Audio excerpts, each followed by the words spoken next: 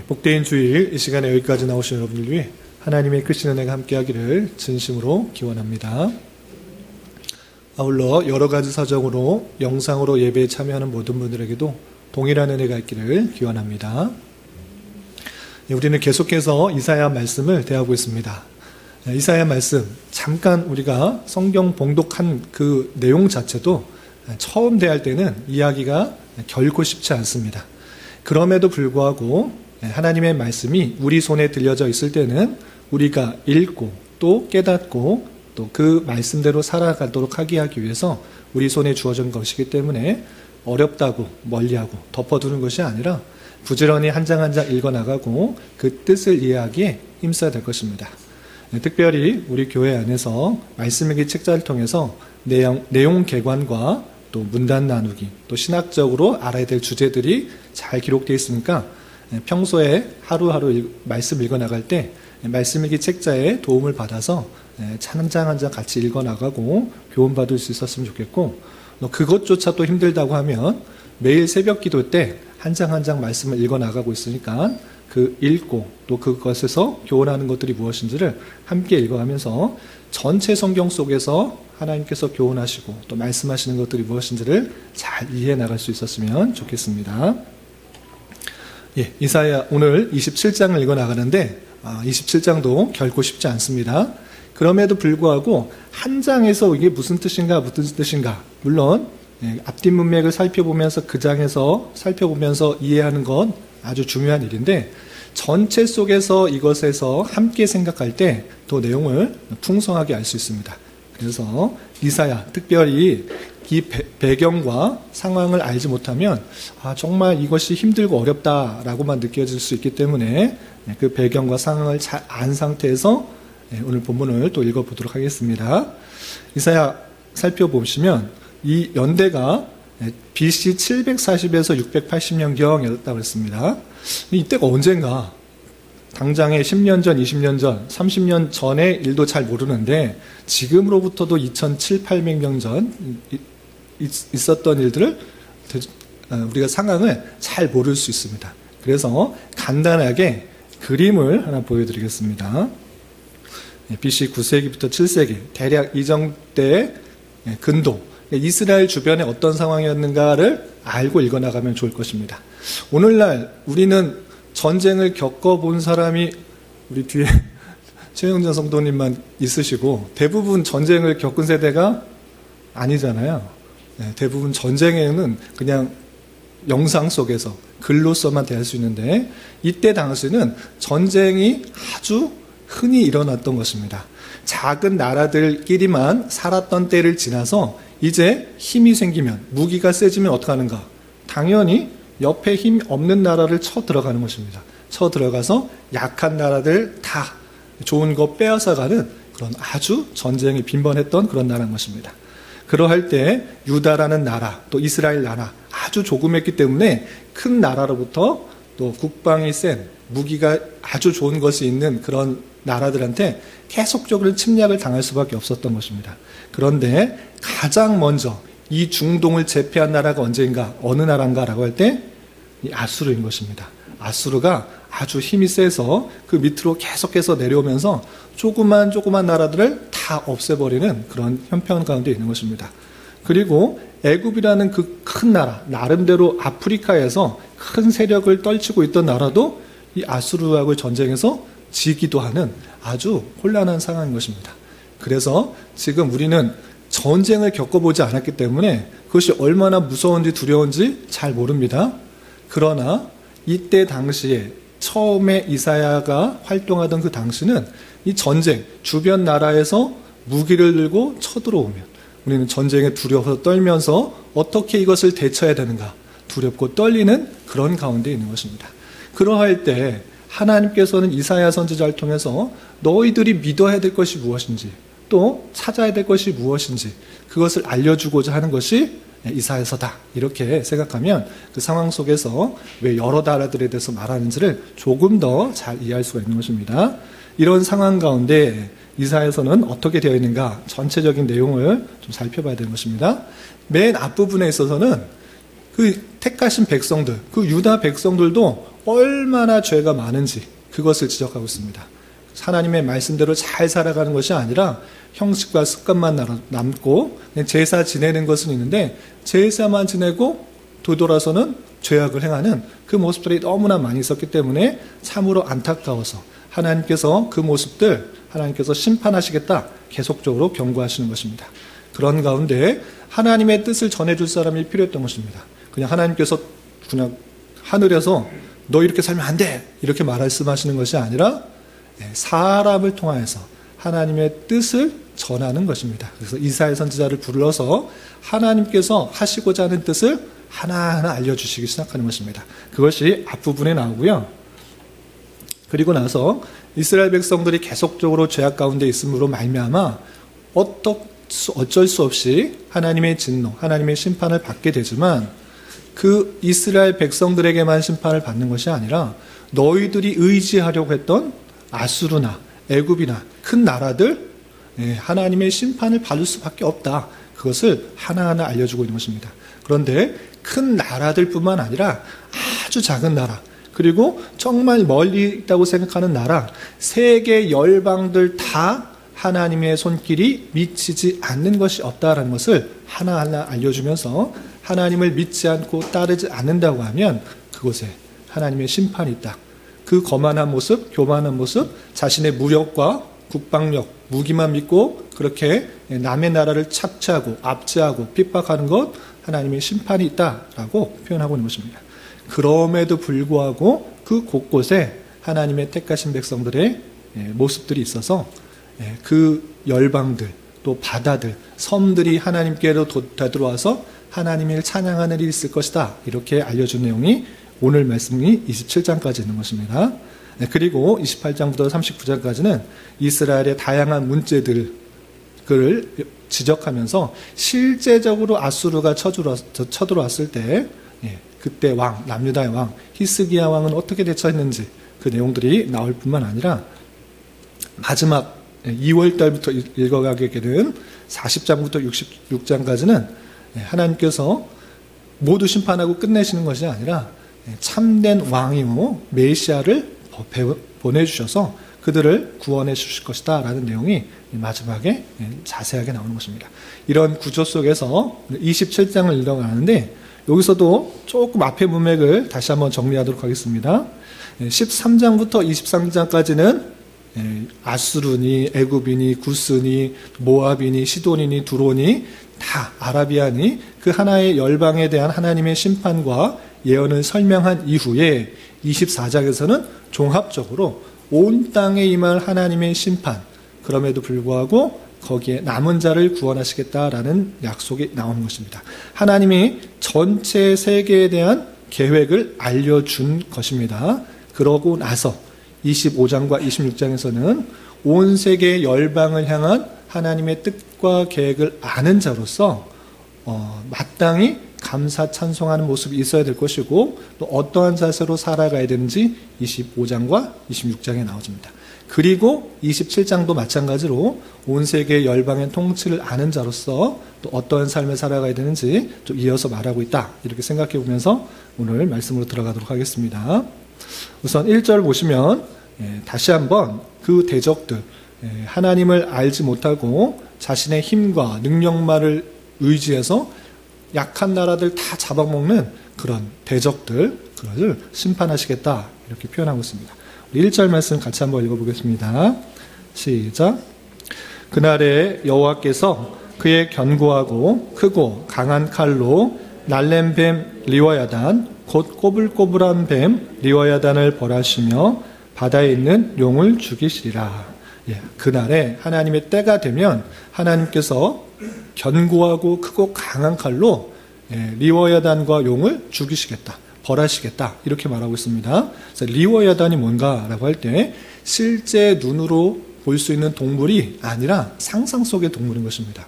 우리에게 무서움을 주는 그런 상상 속의 전설 속의 그런 동물인 것입니다. 그래서 그 리워야단을 벌하시고 또 용도 죽이시리라 라고 표현하고 있습니다. 그런데 이 리워야단 어떤 리워야단을 죽이는가 라고 할 때 날랜뱀 리워야단 곧 꼬불꼬불한 뱀 리워야단 바다에 있는 용을 벌하시고 죽이신다. 이렇게 표현하고 있습니다. 날렘 뱀이 누구이냐? 그 리워야단 누구고 꼬불꼬불한 뱀 리워야단은 누구인가? 라고 할 때 실제 상상 속에 있는 그 동물을 하나님께서 벌하시고 죽인다 라는 것이 아니라 지금 이스라엘 백성들에게, 하나님의 백성들에게 정말 무섭고 두려운 존재, 칼 들고 또 강한 무기를 들고 죽이려고 하는 정말 무시무시한 그 나라들 하나님께서 다 심판하시겠다고 앞에서도 설명했는데 다시 한번 정리해서 또 말씀하시는 것입니다. 너희가 그렇게 리워야단을 무서워하고 용을 두려워하는데 하나님께서 다 벌하시고 심판하시겠다라고 표현하고 있는 것입니다. 그런데 특별히 성경 학자들이 그럼 이 날렘뱀 리워야단이 누구인가? 꼬불꼬불한 리워야단은 누구인가? 라고 할 때 우리나라 번역 성경에서는 날렘뱀 리워야단과 꼬불꼬불한 뱀 리워야단이 같은 것으로 되어 있습니까? 다른 걸로 되어 있습니까? 같은 걸로 되어 있잖아요. 곧이라고 썼으면 이것과 곧 이것과 같다라는 표현이잖아요. 그런데 히브리어 성경, 원래 성경에서 보면 이것이 곧이 아니라 따로따로예요. 그러니까 날렘뱀 리워야단이 있고 꼬불꼬불한 뱀 리워야단이 있다. 그래서 이 곧이라는 것은 한글 성경에만 있어서 원래 성경과는 좀 차이가 있다. 좀 아쉬운 번역이다. 이렇게 생각하시면 되겠습니다. 그래서 날렘뱀은 아수르라는 그런 나라일 것이고 또 꼬불꼬불한 뱀은 이것은 바벨론이다. 이렇게 성경 해석하는 것을 볼 수 있습니다. 그리고 바다에 있는 용은 어떤 나라인가 라고 할 때 큰 지중해를 끼고 있는 큰 나라 애굽이다. 이렇게 성경을 해석하는 것을 볼 수 있습니다. 어쨌든 그 중동에서 아주 큰 세력을 형성해서 무기력으로 옆의 나라들을 칼로 치고 무력을 치고 그 나라를 잡아 없애버리는 그 모든 나라 하나님께서 심판하시고 벌하신다. 이렇게 상징적으로 표현하고 있는 것입니다. 그리고 그 세상과 큰 나라들은 심판하시지만 하나님께서 택하신 백성은 어떻게 되는지 2절과 3절에 이렇게 표현하고 있습니다. 2절 3절 계속해서 읽어보겠습니다. 시작. 그날에 너희는 아름다운 포도원을 두고 노래를 부를지어다. 나 여호와는 포도원 지기가 됨이며 때때로 물을 주며 밤낮으로 간수하여 아무든지 이를 해치지 못하게 하리로다. 갑자기 포도원을 노래하래. 그때가 되면 하나님의 때가 되면 포도원을 두고 노래 불러라. 이렇게 되어 있습니다. 그리고 여호와가 포도원 지기가 된다. 이렇게 표현하고 있습니다. 그리고 하나님께서 그 포도원을 아무도 해치지 못하게 지키실 것이다. 회복하게 될 것이다. 지금 막 공격해서 정말 나라가 없어지는 그런 상황이 있는 것 같지만 하나님께서 아무도 해치지 못하게 지킬 것이다. 이렇게 표현하고 있습니다. 근데 여기서 갑자기 포도원이 왜 나왔는가? 포도원 지기가 왜 나왔는가? 이렇게 선지서에 보면 다양한 상징적인 표현이 있는데 이것은 앞서서 이사야 5장에서 나왔던 표현인 것입니다. 잠깐 보시면요. 이사야 5장에 보면 포도원의 노래에 대해서 포도원에 대해서 비유로 해서 잘 표현하고 있는데 다 살펴보진 않고 1절 2절을 보면 이렇게 표현되어 있습니다. 제가 한번 읽어보겠습니다. 나는 내가 사랑하는 자를 위하여 노래하되 내가 사랑하는 자의 포도원을 노래하리라. 똑같이 포도원에 대해서 노래한다라고 되어 있습니다. 그런데 그 포도원을 왜 노래하는지 또 그에 대해서 어떻게 했는지 이렇게 표현하고 있습니다. 내가 사랑하는 자에게 포도원이 있으며 심히 기름진 사내로다. 땅을 파서 돌을 제하고 극상품 포도나무를 심었도다. 그 중에 망대를 세웠고 또 그 안에 술틀을 팠도다. 좋은 포도 맺기를 바랐더니 들포도를 맺었도다 라고 하고 있습니다. 어떤 사람이 좋은 땅에 가서 극상품 포도나무를 심고 잘 돌보았는데 좋은 포도, 극상품 포도나무가 되는 것이 아니라 들포도, 정말 맛없는 그런 포도를 맺혔다라고 하고 있습니다. 이건 포도원 얘기를 하고자 하는 것이 아니라 하나님께서 택하신 백성들을 젖과 꿀이 흐르는 가나안 땅에 심어두고 그곳에서 잘 하나님의 백성답게 잘 살기를 원했으나 그러지 못하고 그 모습이 정말 죄악 가운데 빠지게 되고 세상 사람들과 똑같은 방식으로 살아가는 그 모습들을 지적하고 있는 것입니다. 그래서 7절에 보면 이걸 이렇게 다시 풀어서 말씀하고 있습니다. 이사야 5장 7절을 보면 무릇 만군의 여호와의 포도원은 이스라엘 족속이요 그가 기뻐하시는 나무는 유다 사람이라. 그들에게 정의를 바라셨더니 도리어 포악이요 그들에게 공의를 바라셨더니 도리어 부르짖음이었도다 라고 하면서 하나님께서 포도원 지키고 또 그 좋은 땅에 포도나무를 심었고 유다 사람을 잘 옮겨놨는데 살도록 했는데 정의를 행하지 않고 공의를 행하지 않고 포악을 행하는 죄악된 모습이 드러나고 있다 이렇게 말씀했던 것을 참고해 보게 되는 것입니다. 이렇게 하나님께서는 그 포도원 이제 그때가 되면 그날이 되면 아무도 해치지 못하는 그런 상황 가운데 있을 것이다 이렇게 표현하고 있습니다. 또한 4절부터 6절까지 보시면 그 하나님의 택하신 백성들에 대해서 어떠한 계획을 갖고 계시는지 또 이렇게 표현하고 있습니다. 우리 계속해서 그날에 있게 될 하나님의 택하신 백성들에 대한 계획을 계속해서 읽어보겠습니다. 4절부터 6절 함께 봉독합니다. 시작. 나는 포도원에 대하여 노함이 없나니 찔레와 가시가 나를 대적하여 싸운다 하자. 내가 그것을 밟고 모아 불사르리라. 그리하지 아니하면 내 힘을 의지하고 나와 화친할 것이라. 후일에는 야곱의 뿌리가 박히며 이스라엘의 움이 돋고 꽃이 필 것이라. 그들이 그 결실로 지면을 채우리로다. 포도원에 대해서 이제 노하지 않는다. 그때가 되면 아무도 해치지 못하고 노하지도 않는다. 그리고 찔레와 가시가 대적하여서 막 싸운다 할지라도 그거 싹 모아다가 완전히 불살 것이다.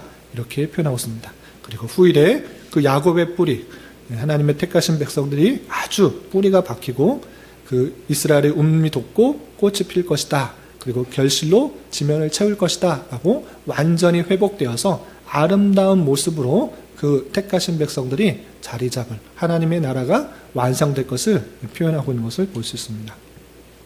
그리고 7절부터 11절까지는 하나님의 백성에 대해서 어떻게 다스리시는지 다시 한번 이렇게 표현하고 있습니다.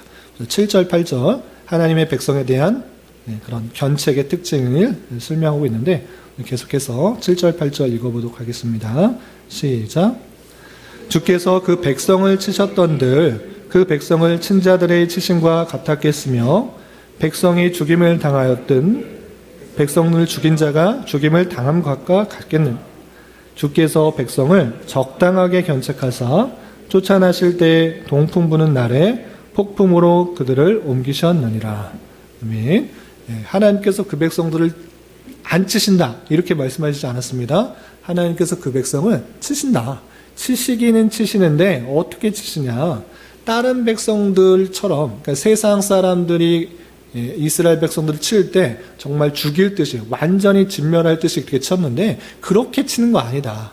또 백성이 죽임을 당하는 그런 모습도 있었는데 이웃나라 세상 사람들은 완전히 죽이 없어서 자기 힘만을 의지하려고 드러내려고 그렇게 죽이는데 하나님께서 그 백성들 그렇게 하시는데 그렇게 하는 거 아니고 그렇게 한 게 아니고 그 백성을 치는데 그 백성들이 올바르게 자라가도록 적당하게 견책하신다. 적당하게 꾸짖으신다. 이렇게 표현한 것입니다. 그래서 그 백성들을 완전히 없애버리려고 하시는 그런 책망이 아니라 하나님께서 그 백성들이 올바로 살아가게 하기 위한 그런 견책이시다. 이렇게 표현하고 있습니다.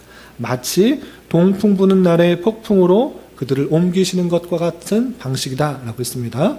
여기서 동풍 부는 날의 폭풍. 우리는 전혀 이 말을 이해할 수가 없습니다.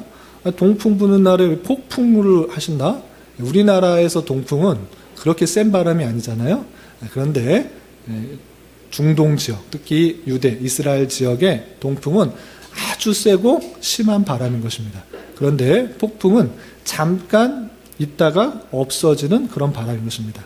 그러므로 동풍 말에 계속적인 그런 어려운 힘든 그런 상황 속에서도 잠깐을 통하여서 그들을 다시 회복시키신다. 죽이도록 없어지도록 그렇게 책망하시는 것이 아니고 그들이 깨닫고 돌아오도록 하나님께서 책망하시고 이끄시는 것이다. 이렇게 알려주고 있는 것입니다. 그리고 그 때가 되면 그 날이 되면 하나님의 택하신 백성들이 불의가 사해지고 또 죄가 사해진다라고 표현하고 있는데 9절 말씀 계속해서 읽어보겠습니다. 시작. 야곱의 불의가 속함을 얻으며 그의 죄 없이함을 받을 결과는 이로 말미암나니 곧 그가 제단의 모든 돌을 부서진 횃돌 같게 하며 아세라와 태양상이 다시 서지 못하게 함에 있는 것이라. 야곱만 불의가 없어진다 이거 말하는 게 아니고 야곱이라고 상징할 수 있는 하나님의 택하신 백성들 그 교회가 그 불의가 없어진다. 또 죄가 다 없어진다. 속함을 받는다. 이렇게 되고 있는데 왜 그러한가라고 할 때 그 이유는 그들이 섬겼던 따랐던 태양상, 아세라상 그 우상들을 다 버리고 하나님께서 주시는 은혜 그 은혜를 따라 갔을 때 하나님께서 그들의 잘못된 죄를 다 사해 주신다. 이렇게 표현하고 있는 것입니다. 그때가 되면 그 죄와 불의가 다 사함을 받는다라고 예언하고 있는 것을 볼 수 있습니다. 그리고 마지막 때에 또 대적한 나라가 심판을 받을 것을 또 10절, 11절에 다시 한번 반복해서 이렇게 표현하고 있습니다. 우리 10절, 11절 계속해서 읽어보겠습니다. 시작.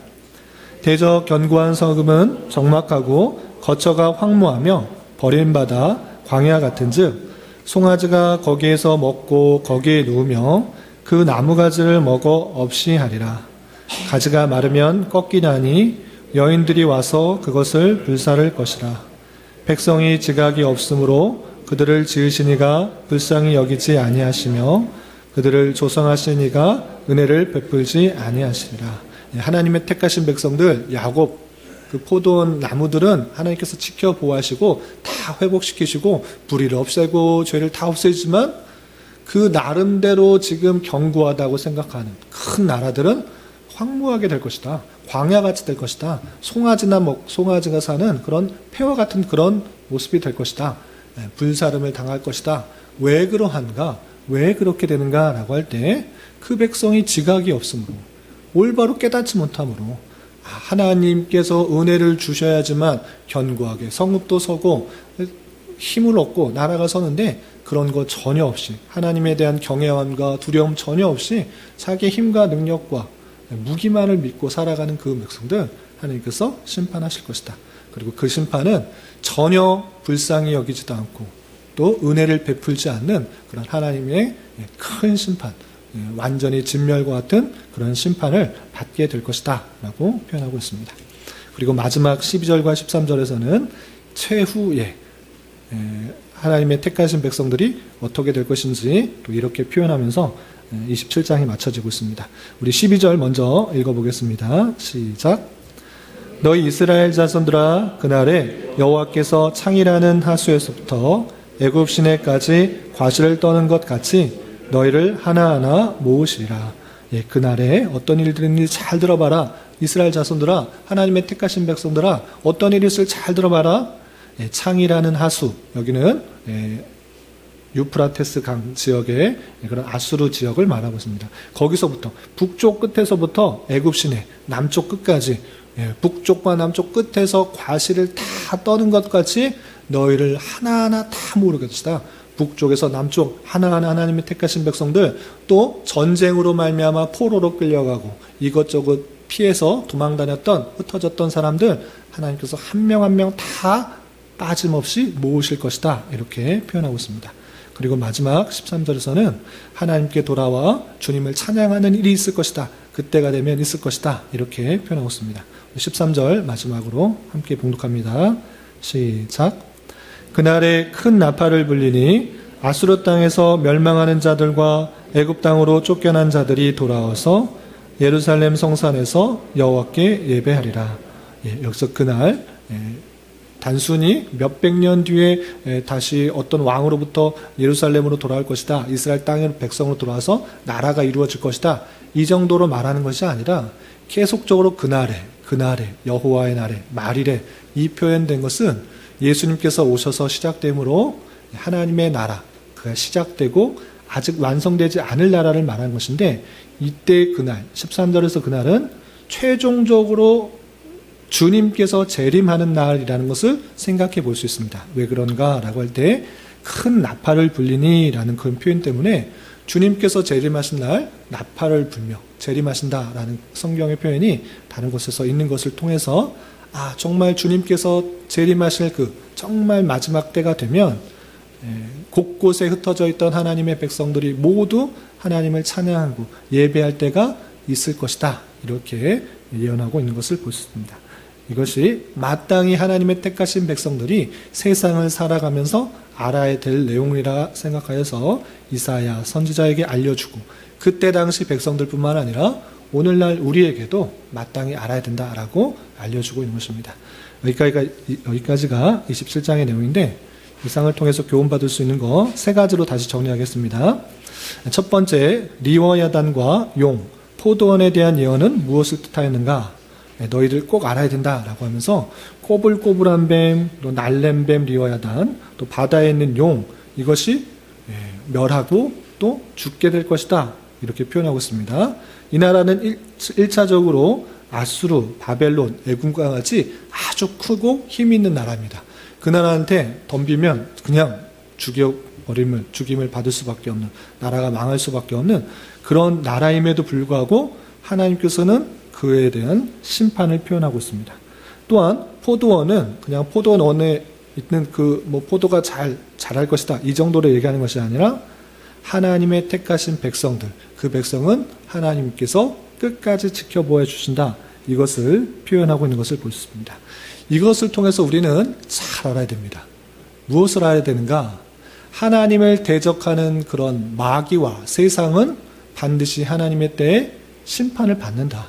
비록 지금은 강한 힘을 갖고 왔고 믿는 자들을 핍박하고 조롱하고 무시하고 업신여겨 보이는 것 같고 우리가 그들을 볼 때 정말 힘있고 능력 있는 그런 모습 같아 보이지만 두려움의 대상 같이 보이지만 그 모든 것들은 하나님의 때에 심판을 받는다. 이 사실들을 잊지 말아야 될 것입니다. 그리고 하나님의 택하신 백성들, 그 포도원은 반드시 지켜보아시고 회복될 것이다.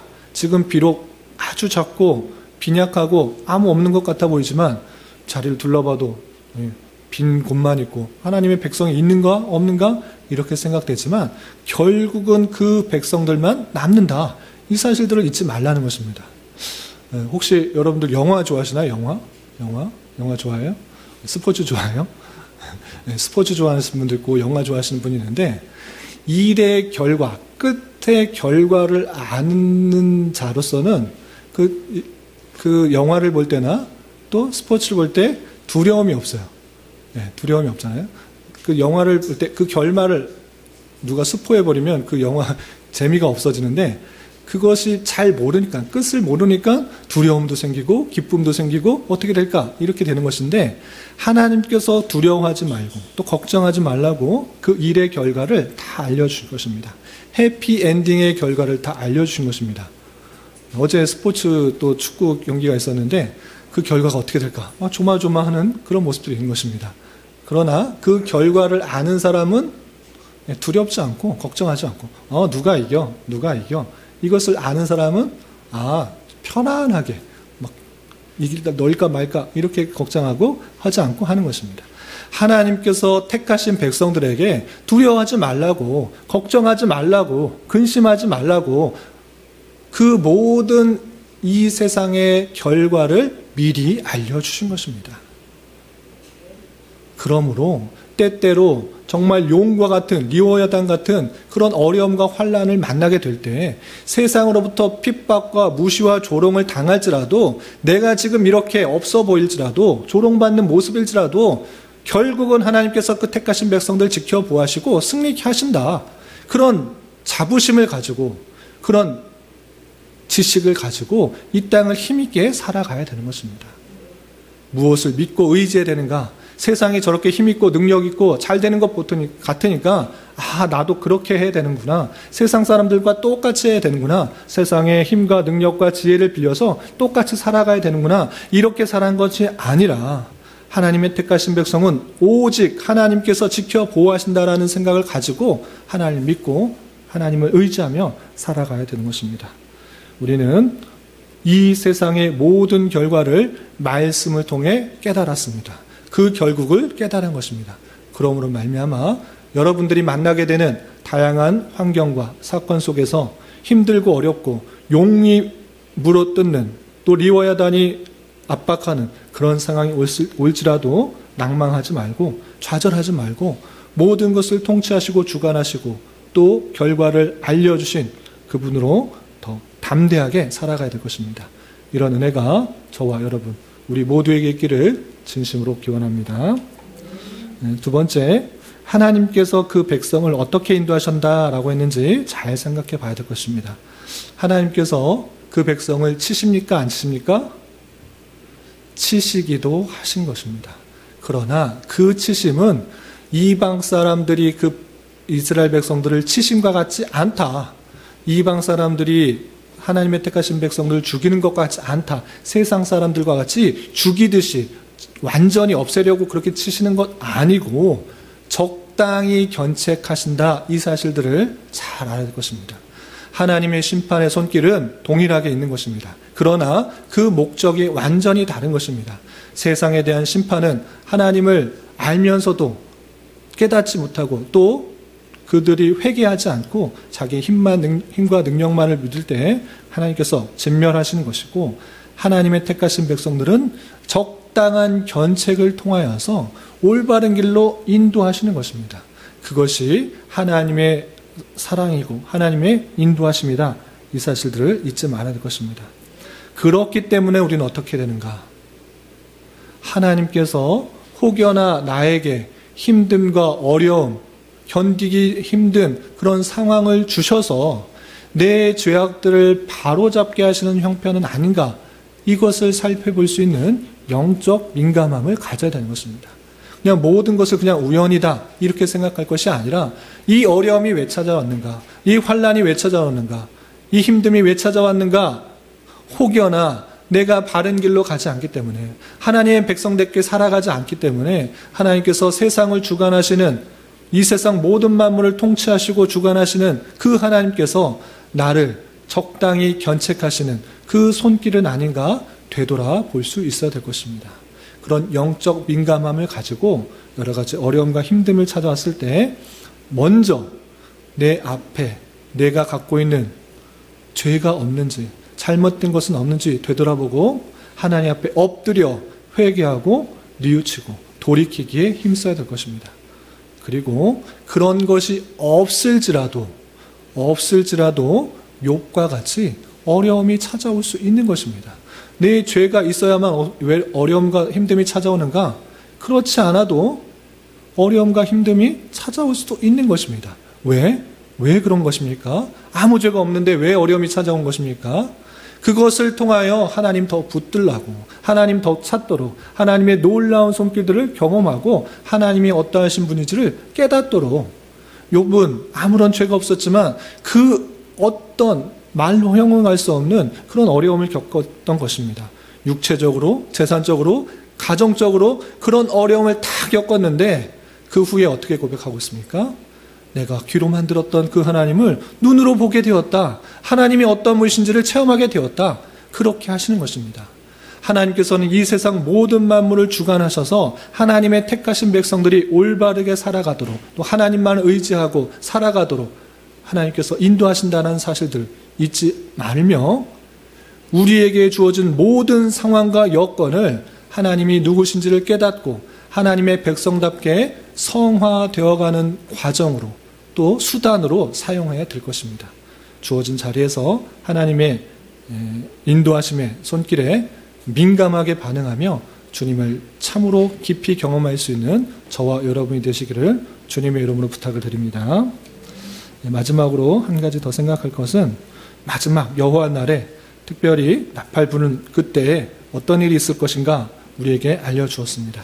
지금은 믿는 자들이 참으로 연약하고 힘없는 것 같아 보이지만, 아무런 능력이 없는 것 같아 보이지만, 하나님께서 이 세계 곳곳에서 흩어진 그 백성들 다 불러 모을 것이다. 지금 좀 빈약하게 보이고 없어 보이고 그런 모습들, 하나님께 택하신 백성들 다 불러오마 하나님만 영광 돌리고 하나님께 찬양하게 될 것이다. 이렇게 약속하시는 그 말씀들 잘 봐야 될 것입니다. 그 말씀을 아는 자로서 가만히 있으면 그렇게 되는가? 물론 하나님의 능력으로 그렇게 될 수도 있습니다. 그러나 결과를 도출하기 위해서 하나님께서 그 과정도 하나님께서 역사하시고 섭리하시고 계획하셨습니다. 그럼 어떤 방법인가? 하나님께서 그 오해를 통하여서 그 뜨거운 하나님의 사랑을 깨닫고 하나님의 은혜를 깨닫고 그 말씀 가운데 살아가는 동안에 삶의 모습을 통해 세상 사람들과 다르게 돈과 명예와 인기와 부를 쫓아서 영화를 쫓아 살아가는 것이 아니라 그 모든 것이 하나 없을지라도 오직 한 분만으로 하나님께서 택하 주신 것만으로 기뻐하며 감사하는 그 사람, 그 삶의 모습으로 그리스도의 향기가 퍼져나가게 되는 것입니다. 그리스도의 능력이 퍼져나가게 되는 것입니다. 있어서 감사하는 것이 아니라 없을지라도 감사하고 높아서 감사하는 것이 아니라 낮아질지라도 감사하고 기뻐할 수 있는 그 모습이 우리에게 드러날 때 그리스도의 능력이, 하나님의 능력이, 하나님의 사랑과 하나님의 놀라우신 은혜가 드러나게 되는 것입니다.